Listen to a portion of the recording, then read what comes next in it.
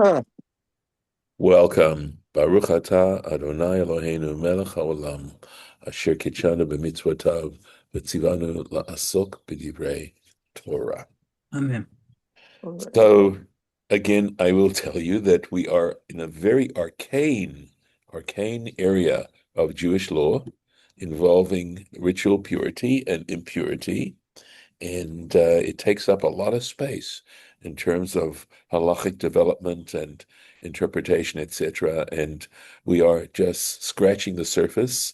And there are many times when I'm also scratching my head, and because of the details, etc., I'm only hoping that you can follow along and that I'm giving you good explanations in this process.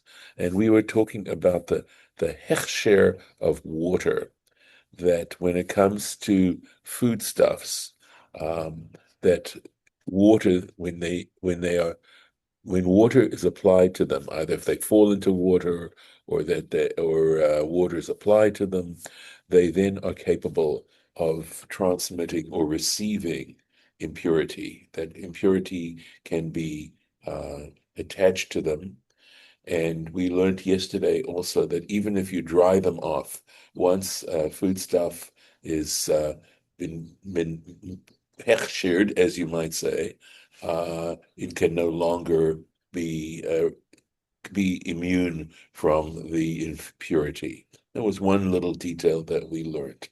And we also learned that the word kasher, it basically means fit. And even though most of the time we're using it in terms of describing meat or food products that are fit to be eaten, and we call them kosher, it means it's capable of something. In this case, in other words, when we use it about food, it's fit to be eaten. But when we're talking about the issue of tuma and tara, we are talking about that it is fit to become impure. Okay, so going on here with 41. V'chol hasheretz, and any creeping thing. So essentially, we're talking about reptiles, but we're also talking about insects. In other words, animals or creatures that are low to the ground, that are very low to the ground. And my understanding about the word reptile is it's talking about animals that have very short legs, that's or don't have legs at all, etc. So it shows a certain development of the animal. But yes, so we're talking about any creeping thing, hashorates, that creeps, al haaretz, on the earth, sheketz, it is something that is repulsive to you, lo ye'achel, it shall not be eaten. Notice the form here, that it is a passive form of this word. It shall not be consumed. So essentially, we're saying that we can't eat things like insects, right? Or any of the reptiles at all. Those are not kosher, right? And not only that, it would appear that possibly we can say that um, they are also capable of rendering something impure, right? So let's go back up here. So here's where the Rashi starts. Hashor rates, that creeps, al haaretz, sorry, that creeps on the earth. And this is from Tractate Chulin in the Talmud. And the Tractate Chulin, basically, the word Chulin means non-sanctified, and it's referring to non-sanctified food, because food that ultimately is going to be sanctified, either put on the altar or designated as only edible by priests, eatable by priests, only priests can consume it, and they have to be in a pure setting.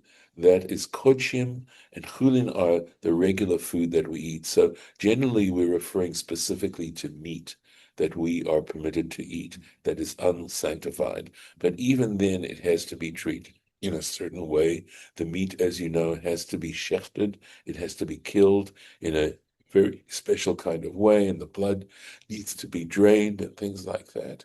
So Tractate Chulin deals with those sorts of subjects. So, what is that it creeps on the earth? Lehotzi et hayitushin. That is to exclude, in other words, not included in what is being taught here, is to exclude hayitushin, nets, bechas bechleisin, it looks like, or chlisin. And according to Safari, that means peas. In other words, nets that are in peas. And I think what we're talking about is that sometimes one might consume very small insects that are in food, that are actually in the food itself, and that are hard to actually see. Ushebapulin, right? Let's see, I mean, yes. And that are in the beans. The et hazizin, and the mites sheba adashim, that are in lentils. In other words, what this is saying is that if you happen to consume these gnats or these mites, etc., in the process of eating regular food, vegetables, etc., this does not come under this particular prohibition on this particular level. Lishaket means actually, sometimes it's translated as detestable. In other words, something so it's describing a fairly high level of rejection here. But it doesn't include this. Shahare lo shatsu ala aretz, because they did not they did not creep on the earth. In other words, it's saying that the fact that this al haaretz isn't really necessary. If we said they creep, we know they creep. But the fact that it says al haaretz, right, is that it's designating it as saying on the earth, right? Ela betoch ha'ochel, but they are rather creeping in the food, and the food isn't the earth. Aval, however, mishe yatzu la'avir, once they have left the food, right? They literally it means went out into the air. Veshartzu, and they then were creeping on the earth. They were then harei ne'esru, then they are forbidden.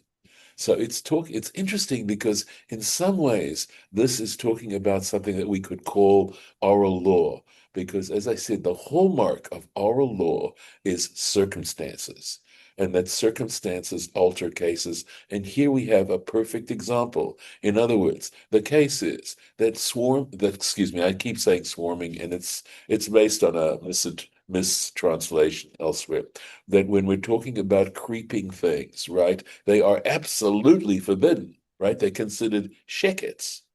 But there are exceptional situations, and that's the situational thing, right? That it's saying circumstances, that there's a circumstance where these might be found, but they are not considered forbidden. And it's very interesting how, looking very, very carefully and analyzing so carefully the biblical text, we're able to derive these particular things. But I would say that in a way, this interpretation is an application of oral law. And we're saying it's a Torah law, it's a law from the Torah. This is not a rabbinic law or a rabbinic edict. This is oral law. Okay. But it's not oral, it's there in the Torah. However, by understanding the intent of the verse, we are coming up with an application that deals with a conditional or a circumstance. Okay. Lo ye'achel. So I pointed out that this ye'achel is in the passive voice. It's lechayev al hama'achil. So the fact that it's there shall not be eaten means that someone who feeds someone else, in other words, someone who intentionally or even unintentionally, gives such food, gives one of these swarming insects to someone else to eat. It isn't that the person who eats it becomes liable, but also one who feeds it to someone else. Hama'achil means one who feeds. So lechayev, right? In other words, to hold guilty one who feeds, ke'ochel, just like the one who eats it. It shall not be eaten. Notice? So, in other words, under any circumstances. Let's make sure. The ein karui sheretz. So now Rashi's helping us understand what we mean by sheretz, right? And such a creature is not called a sheretz, ela davar mamuch, right? But something that is low down, right? Some creature that is low down, katsar raglayim, that has very short legs, she'eno nir'ah, which are hard to see, right? They're not obvious, ela karochesh v'nad. But here we go. So So he's saying that it's like it's creeping. Rochesh is to creep, v'nad and to crawl, and that's Sfaria's translation. Nad. It basically means to move around, right? So it looks like it's creeping, etc. That's that's a sheretz. Okay, new one. Kol holech al gachon. Anything that moves on its belly. And just a little Masoretic note here. It says the Vav, that's this letter here, this Vav, the Gachon, of the word Gachon, Chatzi HaTorah, is the midpoint of the Torah, Be'otiot, in letters. In other words, this is the middle, the very center of the Torah regarding the letters of the Torah. V'havav rabati. And if you go to a Sefer Torah, you'll notice that the Vav is written larger than, see, here's a normal Vav, and they actually printed the Vav larger here. And in the Sefer Torah, you will see that the Vav of Gachon is larger than a regular Vav. And that's to let you know this is the very middle letter of the Torah. Okay. So anything that goes on its belly, v'chol halech al arba, and something that goes on four, right? Four legs, ad kol marbe raglayim, to up until anything that has multiple legs. L'chol hasheretz. Now this is talking here about anything that crawls. Hasheretz hashoretz al haaretz, that crawls on the earth. So something, of course, like an alligator, okay, would be a sheretz. Lo tochlum, you shall not eat them, you shall not consume them, ki sheketz haim, because they are shekets, right? So we have sheretz and shekets. They are detestable. Okay, okay, or repulsive was another good word for you. Okay, um, let's see. Holech al gachon, right? It goes on its belly. So he says, Ze nachash. This is referring now to a snake. Velashon gachon.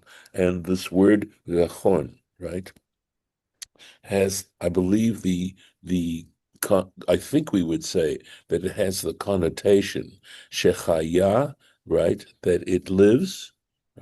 Oh, sorry, it's referring to an animal, sheholech shach v'nofel, that moves bent over and fallen down al me'av on its innards. Generally, we're saying. So we're talking really here about snakes. V'chol holech, anything that goes. Lahavi, this is to anything that goes, right? Lahavi hashilshulin, that is to include worms, ve'et hadome ladome, and very similar kinds of creatures. So not just snakes, but also worms. Okay, so it says kol holech, right? We've got this word kol is a word that includes other things as well, right? So it's a word that indicates the things that we need to look for. So that's to include. It's a word that means that we need to look and to include other categories as well within this. Holech al Abba, right? So remember, we're talking about something that goes literally. Arba means four, but he says ze akrav. This would include a scorpion. Right. So here we're talking about insects, and of course, I'm very aware that scorpions I don't believe scorpions just have four legs. I think, do scorpions have six? Maybe one of you can tell me. I don't think it has eight. Maybe it does have eight, but it's a scorpion, of course, is not a spider. Okay. Kol, in other words, here we have this word kol again, right? Remember, we had kol holech al gachon, v'chol holech al arba. So we're talking, and here it's talking about four until anything. In other words, it's just using a lower number, right? So this word called lahavi et hachipushit, that is to include a beetle. And he says, interestingly, we have a word here that says askravut, something like that. That sounds like the word scarab. Okay, could well be. And in Yiddish, ein looks like kopfer. Kopfer. belaz, right, in a foreign language. The et hadome ladamo, anything that would be classified as similar. That marbe raglaim, something that has many legs, multiplicity of legs. Ze nadal, this is to include a centipede. Sheretz sheyesh lo raglaim, this is a creeping animal, or insect here. Sheyesh lo raglaim merosho, that has legs from its head v'adznavo to its tail. Lakan ulakan on one side and the other. The Koren, and here we go, French word, centipede. There it is. And in Yiddish, 150, 100 feet. Centipede. Going on. Al tishakts, let's make sure we got everything, yes. Al tishaktsu et nafshoichem. Do not make yourselves repulsive. Bechol hasheretz, through these creeping things, hashoretz, that crawl, velo titamu bahem. And here we've got this word tameh. You shall not become impure, right, through them.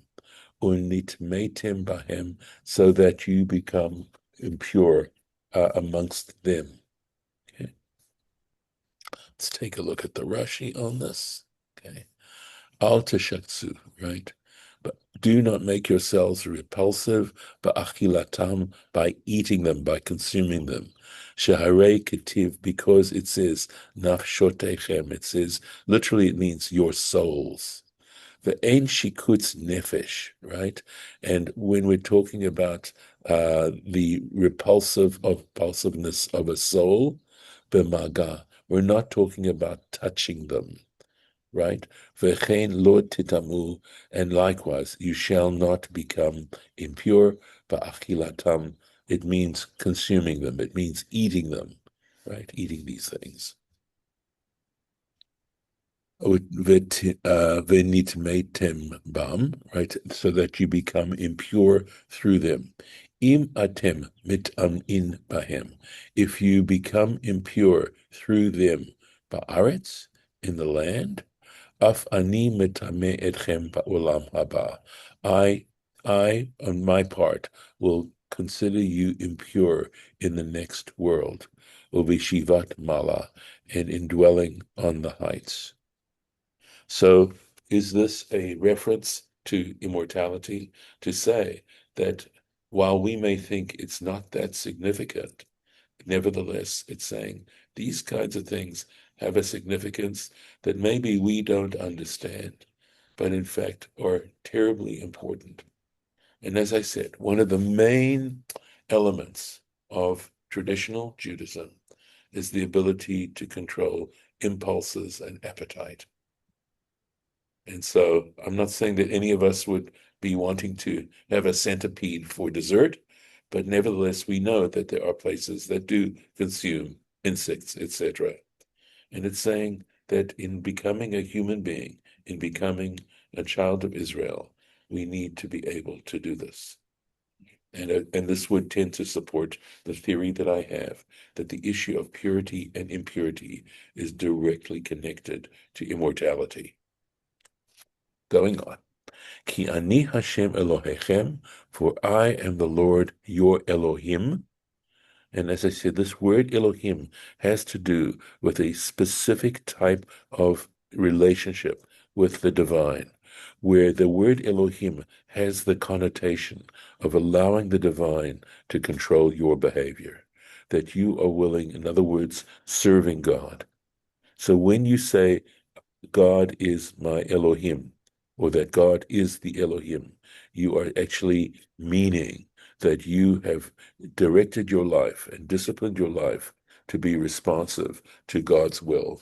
In other words, again, the idea of having this connection to be able to do divine will.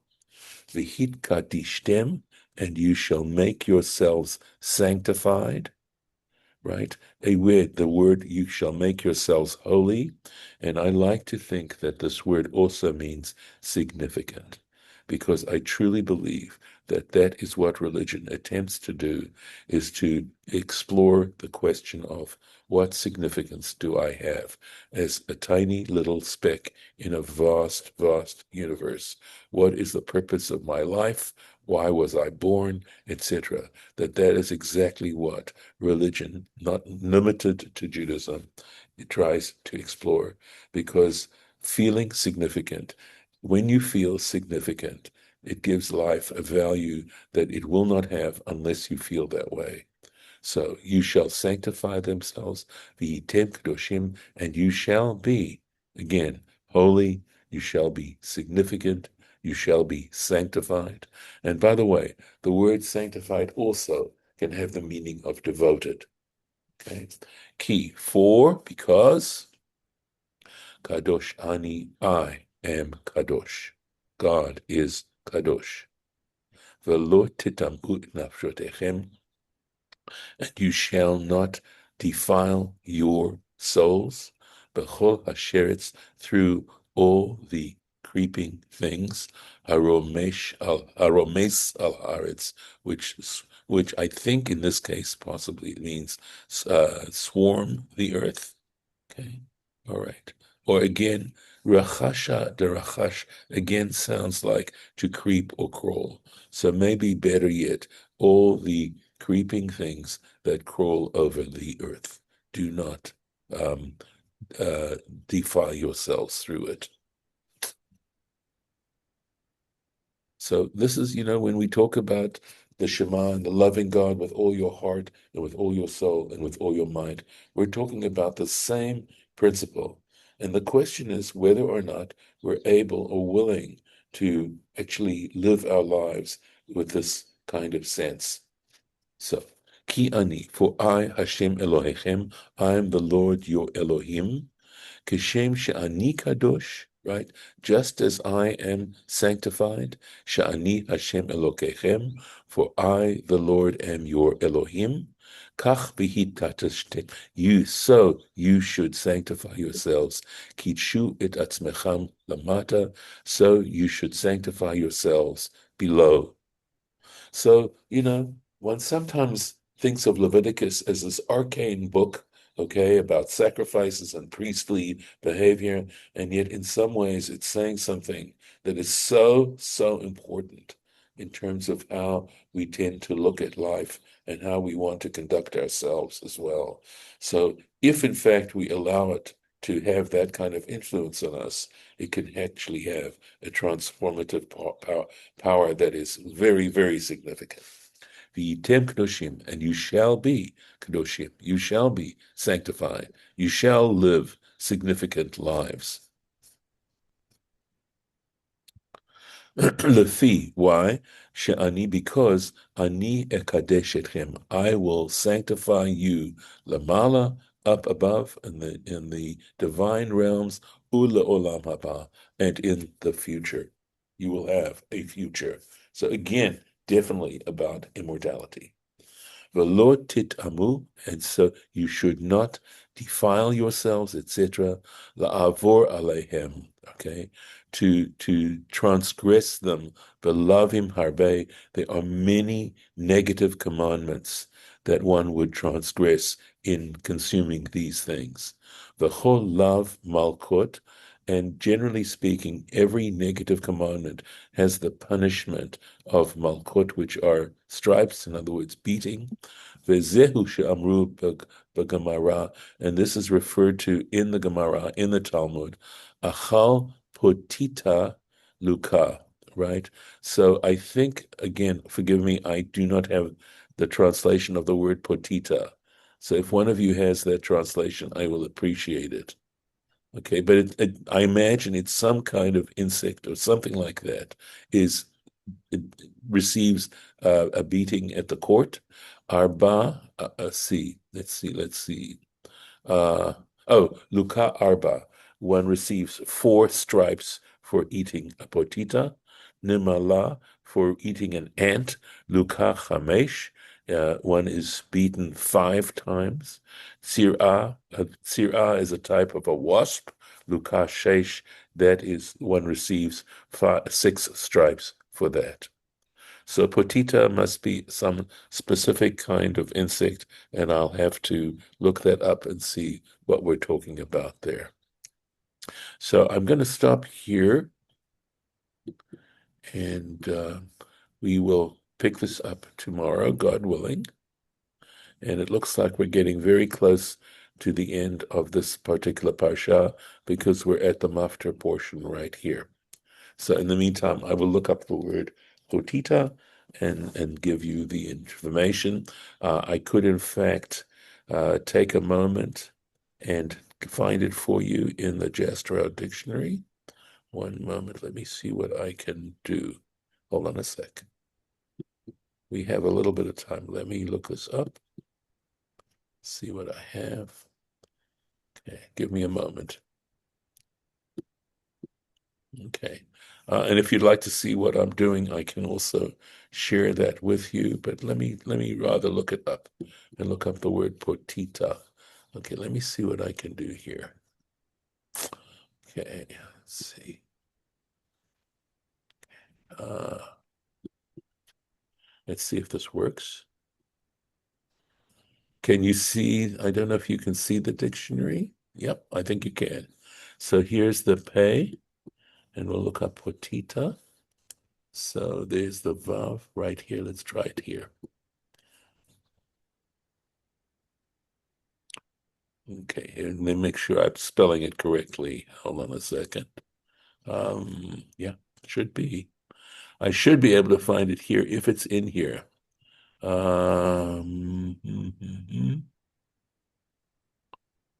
it might be that I need to look at it there.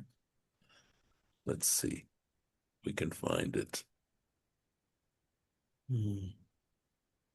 So it's saying, okay, so I need to look it up with a yud because I'm not seeing it here, but I'm not seeing potita here. This is part of, so scholarship is a matter of being very, very let's see if it's in here. If it's there. And if it's a, well, this is not it. Nope, nope, nope. Okay, I will have to look at elsewhere. I could not find it in the Jastrow dictionary, and generally speaking, you will find that. See on this. Let's see. Nope, not seeing it here. Okay, very good. I'll stop this share. Okay, so okay, I will keep searching. That is the nature of scholarship, I'm afraid. So just to be patient. So we're still recording. Anything for the record? Nope. David, you look like you're about to unmute. Yes, You're talking about bugs, animals yes, that creep. yes. What about animals, bugs that fly? So that's a very good question. I think they also would be included because essentially when they land, they still creep and crawl. They aren't flying constantly. Inevitably, they have to land and creep as well, but obviously it's a legitimate question. But I'm pretty sure they would be included. Remember, it did say anything similar. So, any other questions? In that case, I will stop the recording.